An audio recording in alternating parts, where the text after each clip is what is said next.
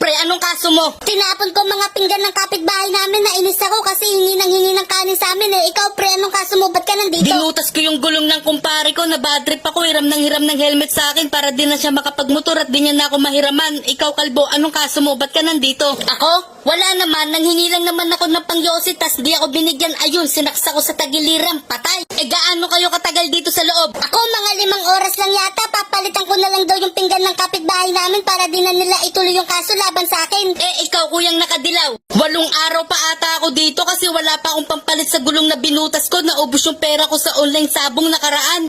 Oh, buti nga kayo, makakalabas agad kayo. Ako ilang taon pa ata ako dito kasi nakapatay ako ng taong kuripot sa lugar namin. Ikaw sir, ano bang kaso mo? Bakit ka ba nandito sa loob ng kulungan? Bugok ka pala eh, malamang ako yung bantay dito. Ano na kayang balita sa PBA? Di ko na tuloy napanood yung championship. May taya pa naman akong ending sa lugar namin. Ako din pre, 3-8